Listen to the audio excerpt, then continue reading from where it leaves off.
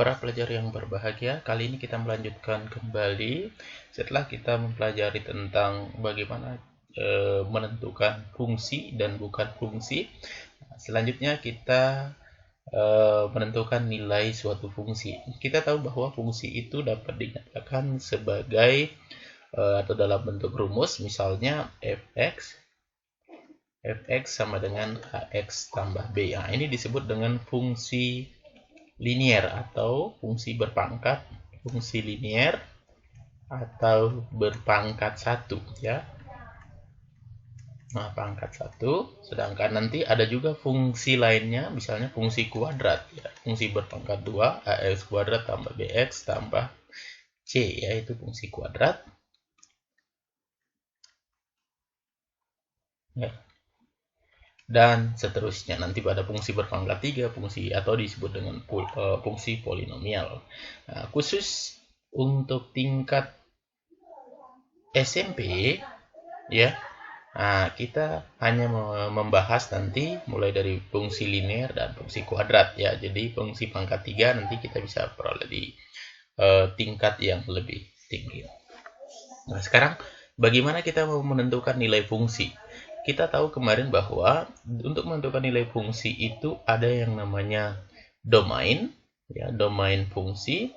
Kemudian ada yang namanya range fungsi. Nah, jadi nanti jika domain fungsinya diberikan dan nilai domainnya diberikan, kita diminta untuk menentukan range-nya atau sebaliknya. Jika range fungsi diberikan, maka kita bisa diminta menentukan domain fungsi ya. Domain itu kemarin kita sudah bahas, adalah daerah asal, range adalah daerah hasil. Nah, baik, kita langsung saja lihat beberapa soal yang berkaitan dengan fungsi, bagaimana kita cara menentukan nilainya. Misalnya kita punya suatu fungsi ya, fungsinya ini fx sama dengan negatif 2x tambah 5. Kita diminta tentukan range-nya ya, atau daerah hasilnya untuk f negatif 4. Fungsi yang diberikan adalah fx sama dengan negatif 2x tambah 5. Artinya, jika kita diminta menentukan f negatif 4, itu berarti setiap nilai x, variabel bebasnya ini kita ganti dengan negatif 4, negatif 2 kali negatif 4 tambah 5. Sehingga ini kita bisa dapat 8 tambah 5, nilainya adalah 13. Ya, 13 inilah yang dikatakan sebagai range. Ya, range atau daerah hasilnya nanti. Kalau fungsinya diberikan. Yang dimaksud domain itulah negatif 4-nya. Ini sebagai domain. Ya, domainnya diberikan, rumusnya diberikan, rumus fungsi, kemudian kita diminta untuk menentukan range. Ada juga misalnya soal yang lain dalam bentuk fungsi kuadrat. Modelnya seperti ini. Jika kita diminta untuk menentukan hasilnya, kita langkahnya sama. Berarti f dalam kurung negatif 1/2 itu kita bisa ganti setiap x-nya dengan negatif 1/2. Berarti 3 dikali negatif 1/2 kuadrat, kita kurangi 2 dikali negatif 1/2, baru kurang 5.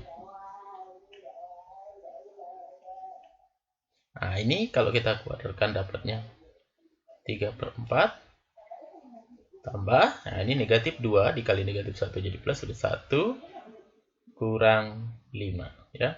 Nah, jika kita hitung secara lengkap, maka kita akan dapat ini menjadi 7/4, 4/4 ya, 7/4 ini negatif 20/4. Jadi hasilnya adalah negatif 13/4 ya. Atau bisa juga nanti kita bisa ubah dalam bentuk pecahan campuran. Ya, inilah salah satu cara kalau fungsinya diberikan, domainnya diberikan, kita diminta menentukan range-nya. Nah, kita juga bisa nanti diminta menentukan dalam bentuk himpunan. Ini ada beberapa kasus yang kita akan bahas. Nah, misalnya fungsinya diberikan F memetakan X ya ke 2X tambah 3.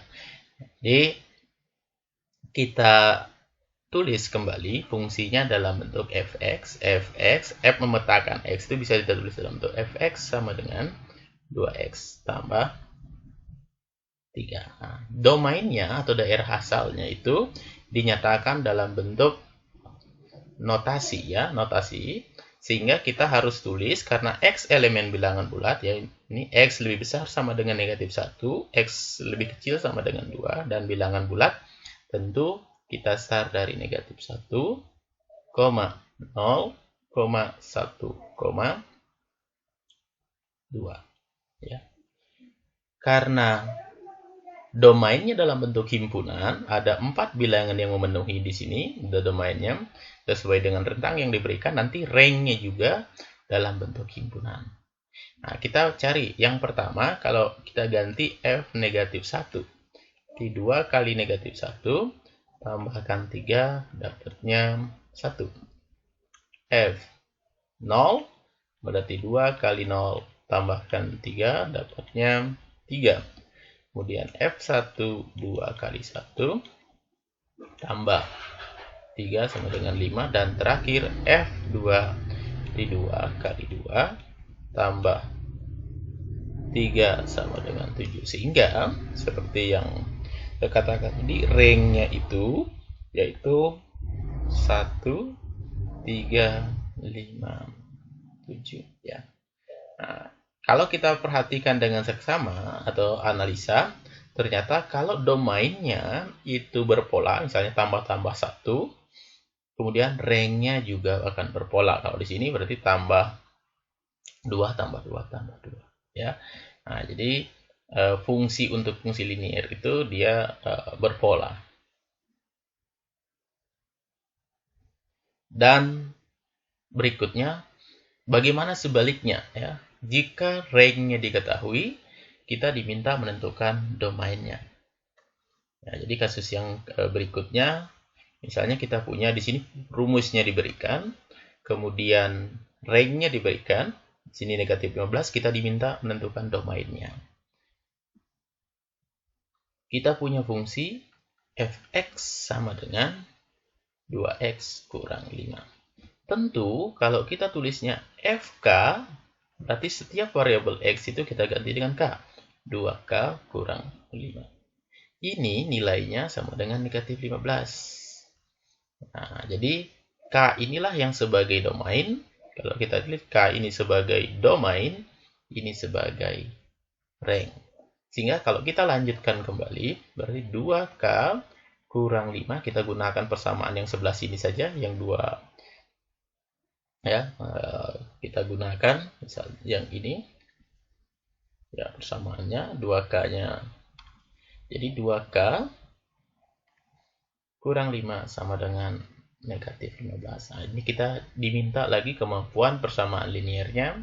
Ini 2K, masing-masing kita tambah 5 sama dengan negatif 15 tambah 5, berarti 2K sama dengan negatif 10, maka K sama dengan negatif 10 bagi 2, negatif 5. Jadi nilai K-nya adalah negatif 5. Nah, ini jika range-nya negatif 15, kita diminta untuk menentukan nilai K-nya. Ya. Misalnya soal yang lain untuk mempermantap tentang menentukan domainnya, kita punya soal seperti ini lagi ya, satu nomor terakhir. Jadi langkahnya sama, kita langsung tulis FK berarti sama dengan langsung 8 kurang 2K sama dengan negatif 10. Biar cepat, berarti 8 kurang 2K sama dengan negatif 10. Kemudian 8 tambah 10 sama dengan 2K. Biar K-nya nanti ini langsung positif, berarti K-nya sama dengan 9. Ya, itulah cara menentukan nilai fungsi. Jika domain diketahui, fungsinya diketahui, domainnya diketahui, kita bisa menentukan range-nya, atau sebaliknya. Jika range-nya diketahui, rumusnya, fungsinya diketahui, maka kita bisa menentukan domainnya. Ya. Demikian ya video kali ini. Ya, semangat belajarnya. Silahkan setelah kalian menyaksikan video ini, kerjakan soal pada e-learning yang diberikan. Terima kasih atas perhatiannya. Sampai jumpa pada video selanjutnya.